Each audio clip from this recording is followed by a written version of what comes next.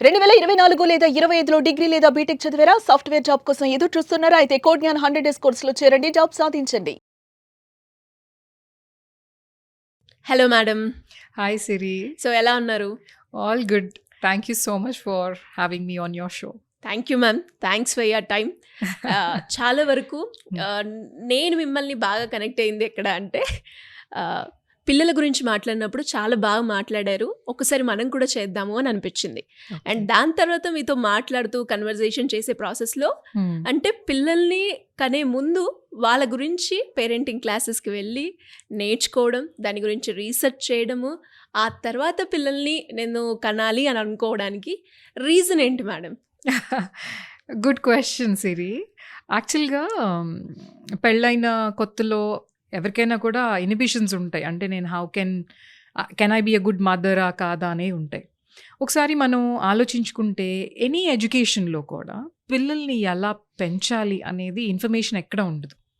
ఒకసారి మనం ఆలోచించుకుంటే నేను పెరిగే టైంలో నాకు మా పేరెంట్స్కి అంటే ఒక జనరేషన్ అని అంటే నాకు నా పేరెంట్స్కి మధ్యలో 1 జనరేషన్ గ్యాప్ అని అనుకుందాం. అంటే ఒక 25-30 ఇయర్స్ గ్యాప్ ఉండేది. అంటే ఎవ్రీ 30 ఇయర్స్కి ఒక న్యూ జనరేషన్ వచ్చేది ఆ టైంలో. సో నేను మా గ్రాండ్ పేరెంట్స్ అంటే 2 జనరేషన్స్ గ్యాప్.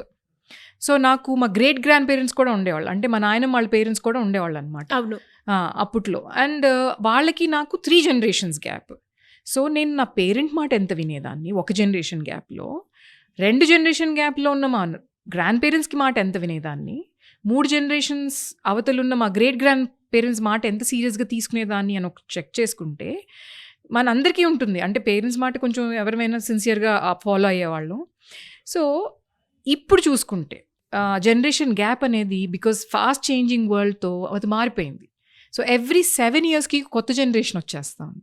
సో ఇప్పుడు మన పిల్లలకి మధ్యలో ఆల్మోస్ట్ 3-4 జనరేషన్స్ గ్యాప్ కనిపించేస్తూ ఉంది. సో ఈ 3-4 జనరేషన్స్ గ్యాప్లో ఉన్న పిల్లలకి మీరు పెరిగినప్పుడు చేసిన పద్ధతులు వాళ్ళకి ఎలా హెల్ప్ అవుతాయి? సో పేరెంటింగ్ అనేది ఒక స్కిల్. ఆ స్కిల్ ఉంటేనే మనం పిల్లల్ని అంటే మనం కూడా ముందుగా పిల్లలు పుట్టినప్పుడే వాళ్ళతో పాటే మనము పేరెంట్స్ అవుతాం ఫస్ట్ టైం. సో అది అందరూ అనుకుంటారు ఇది న్యాచురల్గా జరిగే ప్రాసెస్, దీని క్లాసెస్కి వెళ్ళాలా, పేరెంట్స్ కంటే ఇంకా బయట వాళ్ళకి ఎక్కువ తెలుస్తుందా అని ఒక ఆలోచన ఉంటుంది అందరికీ కూడా. అంటే ఇప్పుడు కన్న వాళ్ళందరూ కూడా క్లాసెస్ తీసుకున్నారా, ఈ క్వశ్చన్ కూడా వస్తూ ఉంటుంది. అవును, నన్ను కూడా అన్నారు, మేమందరం కనలేదా, మేమందరం పెంచలేదా, did we not do a good job అని క్వశ్చన్ చేసిన వాళ్ళు కూడా ఉన్నారు. వాళ్ళు గుడ్ జాబ్ చేశారా లేదా అని కాకుండా అప్పట్లో రోజులు వేరుగా ఉండేవి. ఇప్పుడు ఫాస్ట్ చేంజింగ్ వరల్డ్లో ఎలా మనం అప్గ్రేడ్ చేసుకోవాలి అని తెలిసినప్పుడు పేరెంటింగ్ ఈజీ అవుతుంది, పిల్లలకి కూడా అది హెల్ప్ అవుతుంది, మీకు కూడా పేరెంట్స్ కూడా హెల్ప్ అవుతుంది. నేను పెరిగే రోజుల్లో టీన్ టాంట్రమ్స్ అనేవి ఉండే కాదు. ఇప్పుడు టీన్ టాంట్రమ్స్ లేకుండా ఎవరన్నా పేరెంట్ పిల్లల్ని పెంచగలుగుతున్నారా? ఎందుకని టీన్ టాంట్రమ్స్ వచ్చినాయి? ఎందుకు వచ్చాయి మ్యామ్? అదే పేరెంటింగ్ కనుక సరిగ్గా తెలిసి వాళ్ళ ఎనర్జీస్ని వాళ్ళు ఎలా ఛానలైజ్ చేసుకోవాలి అనేది టీన్స్ నుంచే కనుక పేరెంట్ ప్రిపేర్ అయ్యి ఉంటే టీన్ టాంట్రమ్స్ని అవాయిడ్ చేయొచ్చు. కంప్లీట్గా కాకపోయినా కొంతవరకు. ఎందుకు, పిల్లల్ని కూడా మనం ప్రిపేర్ చేసుకుంటూ ఉంటాం ముందుగానే. ఓకే, నెక్స్ట్ వీళ్ళకి టీనేజ్ వస్తుంది, వాళ్ళ బాడీలో చేంజెస్ వస్తాయి, వాళ్ళ థాట్ ప్రాసెస్లో చేంజెస్ వస్తాయి, వాళ్ళకు ఒక ఐడెంటిటీ క్రైసిస్ అనేది జరుగుతూ ఉంటుంది. ఆ టర్మాయిల్ ఉన్నప్పుడు, ఆ కన్ఫ్యూజన్ ఉన్నప్పుడు నేను యాజ్ అ పేరెంట్ వాళ్ళకి ఎలా సపోర్ట్ చేయగలను, చేస్తాను.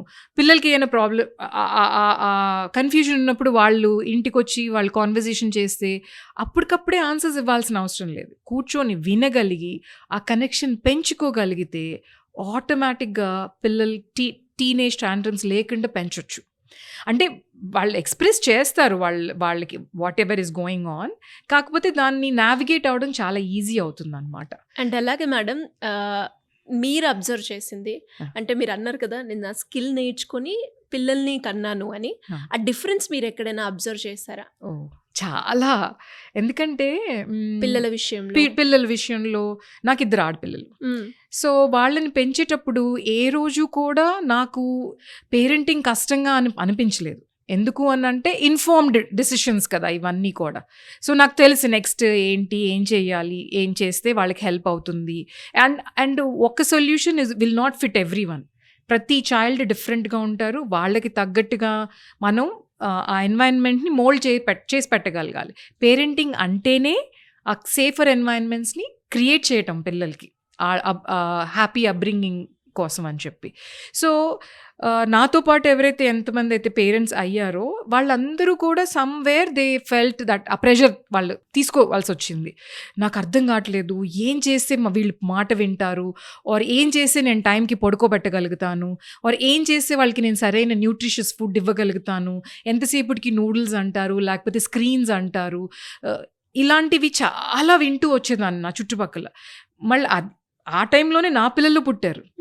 వీళ్ళు ఇవన్నీ ఏం అడిగేవాళ్ళు కాదు. మరి రీజన్ పేరెంటింగ్ క్లాసెస్కి వెళ్ళాలి కదా.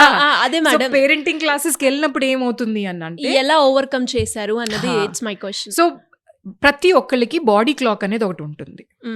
ఓకే, సో ఆ బాడీ క్లాక్ ప్రకారంగా పిల్లలకి ఏ టైంకి పడుకోబెట్టాలి, ఏ టైంకి లేపాలి, దాన్ని బట్టి వాళ్ళకి ఏ టైంకి ఎలాంటి ఫుడ్ ఇవ్వాలి, ఆ ఫుడ్ ఇచ్చేటప్పుడు పిల్లల్ని కూడా ఎలా ఇన్వాల్వ్ చేయాలి ఆ ఫుడ్ ప్రిపరేషన్లో. ఇప్పుడు ఒక స్క్రీన్ ఇచ్చేస్తున్నారు, వాళ్ళకి నోట్లోకి ఏం వెళ్తుందో తెలియకుండా నోరులు తెరిచి కుక్కేస్తూ ఉంటారు.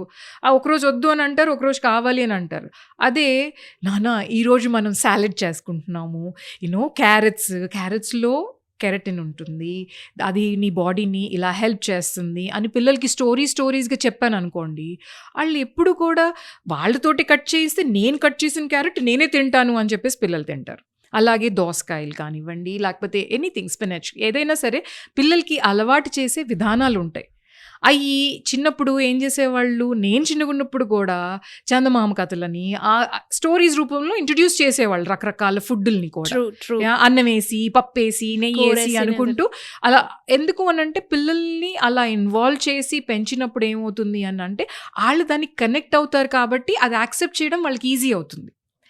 అంతేగాని మనకిప్పుడు ఇద్దరు పేరెంట్స్ వర్కింగ్ అయిపోయి నాకు టైం లేదు, ఇవన్నీ నేను చేయలేను అని అనుకున్నప్పుడు రా వచ్చి కూర్చో, ఫుడ్ తినేసి ఫినిష్ ఇట్ ఫాస్ట్ అని అంటే అది వాళ్ళు అక్కడ కనెక్షన్ ఏది లేదు. అదే వాళ్ళు ఆ ప్రిపరేషన్ ఆఫ్ ద ఫుడ్లో నా ఫ్రిడ్జ్లో నుంచి కూరగాయలు తీసుకురా, ఈరోజు ఏం చేసుకుందాం అని వాళ్ళకి ఆప్షన్ ఇచ్చి, ఓకే దాని నుంచి ఏంటి, what are the good things which will happen to your body అని చెప్పి అలా పిల్లల్ని కూడా మనం ఎంకరేజ్ చేసినప్పుడు ఏమవుతుందంటే వాళ్ళు ఇన్వాల్వ్ అవుతారు. Now let's just set the table. ఈరోజు మనం వాట్ ఎవర్, మనం ఇంట్లో డిఫరెంట్ టైప్స్ ఆఫ్ క్రాకరీస్ ఉంటాయి, ఈరోజు మనం ప్లేట్స్లో తిందామా, బౌల్స్లో తిందామా, యూ చూస్. ఇలా ఆప్షన్స్ ఇవ్వడం. అప్పుడు ఏంటి అని అంటే I'm equally heard, I'm equally seen. నేను కూడా ఇంపార్టెంట్ ఈ ఇంట్లో, నా చాయిస్ కూడా ఇంపార్టెంట్ ఈ ఇంట్లో అనుకున్నప్పుడు పిల్లలు మారం చేయడం తగ్గించేస్తారు. అండ్ వాళ్ళు కూడా కాంట్రిబ్యూట్ చేస్తారు. నేను పపాయా సాలెడ్ గురించి విన్నాను, ఆర్ నేను ఈ సూప్ గురించి విన్నాను అని పిల్లలు కూడా కొన్ని హెల్తీ థింగ్స్ తీసుకొస్తారు. ప్రతి ఒక్కరికి స్కూల్లో హెల్దీ ఈటింగ్ హ్యాబిట్స్ అనేది కంపల్సరీగా part of their science books ఉంటుంది. కానీ ఎంతమంది అది రియల్ టైంలో ఇంప్లిమెంట్ చేస్తున్నారు? ఆ సంగతి ఎప్పుడు తెలుస్తుంది? పేరెంట్ రియల్గా వాళ్ళతోటి క్వాలిటీ టైం స్పెండ్ చేసినప్పుడు, ఈ కాన్వర్జేషన్ మీ బుక్స్లో వచ్చిందా, మీ స్కూల్లో ఏమన్నా వచ్చిందా అని మాట్లాడినప్పుడు, అప్పుడు ఓహో ఇవి నేను నేర్చుకోవడమే కాదు, నేను ఇవన్నీ చెయ్యొచ్చు కూడా కానీ అప్పుడు కానీ పిల్లలకి అర్థం కాదు. ఎస్, అప్పుడు వాళ్ళు అవి నేర్చుకున్న ఇంప్లిమెంట్ చేస్తారు. అవును, ప్రాక్టికల్గా నాలెడ్జ్ కూడా ఓహో ఇక్కడ సింక్ చేసుకుంటారు. అండ్ మీరు అన్నట్టుగానే మేడం, ఇప్పుడు ఏదైతే మాట్లాడారో ఆ జనరేషన్ గ్యాప్ ఉంటుంది అని. అండ్ ఇప్పుడు ప్రజెంట్ సిచ్యువేషన్ మాట్లాడుకుంటే ఒకప్పుడు జాయింట్ ఫ్యామిలీస్ ఉండేవి, ఇప్పుడు న్యూక్లియర్ ఫ్యామిలీస్ అయిపోయాయి. దాని ఇంపాక్ట్ పిల్లల మీద ఎలా ఉంటుంది? ఎప్పుడైనా కూడా జాయింట్ కానివ్వండి, న్యూక్లియర్ ఫ్యామిలీ కానివ్వండి, it is not the size that matters in child's upbringing. యాక్చువల్గా ఒక సేయింగ్ ఉండేదన్నమాట, it takes a village for a child to grow up into an adult అని అనేవాళ్ళు వెనకటి రోజుల్లో. అంటే ఏదో రకంగా వాళ్ళ చుట్టూతో ఉన్న ఎన్వైరన్మెంట్ పిల్లల మీద చాలా ఇంపాక్ట్ అనేది చేస్తుంది. ఇప్పుడు జాయింట్ ఫ్యామిలీలో ఉండి కూడా చాలా లోన్లీగా పెరగొచ్చు పిల్లలు. అలాగే న్యూక్లియర్ ఫ్యామిలీలో ఉండి కూడా చాలా అంటే ఏమంటారు, ఎంతో ప్రేమ అభిమానాల మధ్యలో పెరగొచ్చు పిల్లలు. So it is never the size, it is the environment that as parent మనం ఎంత క్వాలిటీ టైం స్పెండ్ చేస్తున్నాము పిల్లలతోటి. జాయింట్ ఫ్యామిలీ లేకపోయినా కూడా, ఫర్ ఎగ్జాంపుల్ మేము లండన్లో ఉండేవాళ్ళం, మేము ఇండియా వచ్చిన కొత్తలో ఇండియాలో ఎవరు చుట్టాలు మా పిల్లలకి తెలీదు. సో ప్రతిసారి ఇంటికి ఎవరన్నా వస్తున్నప్పుడు నేను వాళ్ళ గురించి ఇన్ఫర్మేషన్ మా పిల్లలకి ఇచ్చేదాన్ని, ముందే వాళ్ళని ప్రిపేర్ చేసేదాన్ని. వీళ్ళు ఈ తాతగారు, వీళ్ళు ఈ నాయనమ్మ, వీళ్ళు ఈ అమ్మమ్మ, వీళ్ళు చిన్నగున్నప్పుడు how is my relationship with them కానివ్వండి, how is my husband's relationship with them కానీ అనేది ఒక ఫెమిలియారిటీ కోసం వాళ్ళకి బ్యాక్ అండ్ స్టోరీ అనేది ఒకటి క్రియేట్ చేసి చెప్పేదాన్ని నేను. చెప్పినప్పుడు వాళ్ళకి ఏంటి అంటే స్లోగా అక్కడ కనెక్షన్ స్టార్ట్ అయ్యేది. Okay, I'm not meeting a stranger here, వీళ్ళు ఆల్రెడీ మా ఫ్యామిలీకి సమ్వేర్ కనెక్టెడ్, మా డాడీకి కనెక్టెడ్, మా మదర్కి కనెక్టెడ్ అనుకున్నప్పుడు పిల్లలు ఎంతో కొంత ఫెమిలియారిటీ వచ్చేస్తుంది. అప్పుడు వాళ్ళ ఇంటికి వచ్చినప్పుడు వీళ్ళు కూడా దగ్గరికి వెళ్ళి పలకరించటము, వాళ్ళకి మంచినీళ్ళు కావాలని అడగటము చేసేవాళ్ళు. సో న్యూక్లియర్ ఫ్యామిలీ ఉన్నంత మాత్రాన పిల్లలకి ఎక్స్పోజర్ దొరకట్లేదు అని అనుకోవాల్సిన అవసరం లేదు. ఎప్పుడు ఆపర్చునిటీ దొరికినా ఫ్యామిలీ మెంబర్స్తో కలపటము, వెళ్ళే ముందే వాళ్ళు ఎలా రిలేటెడ్ అని వాళ్ళకి చెప్పటము, అండ్ మీరు చిన్నగున్నప్పుడు వాళ్ళతో ఉన్న పాజిటివ్ థింగ్స్ చెప్పటము. ఎందుకు అని అంటే ఒక్కొక్కసారి ఏం చేస్తాము, అడల్ట్స్గా మనకి ఏదైతే ఇంప్రెషన్ ఉందో అవతల వాళ్ళ మీద అది మనం పిల్లలకి చెప్పేస్తాం, ట్రాన్స్ఫర్ చేస్తాము. అది కరెక్ట్ కాదు. ఎందుకంటే వాళ్ళు పిల్లలు షుడ్ చూస్, అంటే వాళ్ళ ఇంప్రెషన్స్ వాళ్ళు క్రియేట్ చేసుకోవాలి. మీ ఇంప్రెషన్స్ వాళ్ళ మీద రుద్దినప్పుడు ఏమవుతుంది, వాళ్ళకి అసలు ఎప్పటికీ వీళ్ళతోటి ఒక కనెక్షన్ అనేది ఏర్పడదు. దాంతో మనం అందరం as human beings social beings, మనకేంటి చుట్టాలు, ఫ్రెండ్స్, పక్కళ్ళు అందరూ ఉంటేనే మెంటలీ మనం స్టేబుల్గా ఉండగలుగుతాం. లోన్లీగా ఉన్న వాళ్ళు ఎవరూ కూడా అంత స్టేబుల్గా ఉన్నట్టు ఎక్కడ చరిత్రలో లేదు, రైట్? ఇప్పుడు ఎన్నో పెద్ద పెద్ద దేశాలు కూడా మ్యాక్సిమం అమౌంట్ ఆఫ్ మనీ ఎక్కడ ఖర్చు పెడుతున్నాయి, మెంటల్ హెల్త్ మీద ఖర్చు పెడుతున్నాయి. ఎందుకు? ఆ ఐసోలేషన్ మూలాన వచ్చే రిపర్కషన్స్ అన్నమాట ఇవన్నీ కూడా. So it is not about nuclear family or it is not about joint family. మీరు ఎలాంటి ఎన్వైరన్మెంట్ క్రియేట్ చేస్తున్నారు పిల్లల కోసం. ఒకవేళ మీకు జాయింట్ ఫ్యామిలీ, అంత పెద్ద ఫ్యామిలీ లేదు, పర్వాలేదు, ఫ్రెండ్స్ని చేసుకోండి. ఫ్రెండ్స్ని ఫ్యామిలీ లాగా ఎవ్రీ వీకెండ్ వెళ్ళి కలవటము, వాళ్ళతోటి కాన్వర్జేషన్ చేయటము, వాళ్ళ పిల్లల్ని మీ పిల్లలకి ఇంట్రడ్యూస్ చేయటము, వాళ్ళని మీ ఇంటికి పిలవటము, ఆర్ అందరు కలిసి బయట ఒక కామన్ ప్లేస్లో కలవటము. సో దట్ నెక్స్ట్ జనరేషన్కి ఒక సేఫ్టీ నెట్ క్రియేట్ చేస్తున్నారు మీరు అక్కడ. సో సేఫ్టీ నెట్ ఉన్నప్పుడు ఏమవుతుంది అని అంటే ఒక కాన్ఫిడెన్స్ పెరుగుతుంది చైల్డ్లో కూడా. ఓకే, నాకు రేపు ఏదన్నా అయితే కనుక I can rely on all of these people around me అని ఒక కాన్ఫిడెన్స్ పెరిగినప్పుడు వాళ్ళకి ఇన్సెక్యూరిటీస్ ఎందుకు ఉంటాయి? ఉండవు కదా.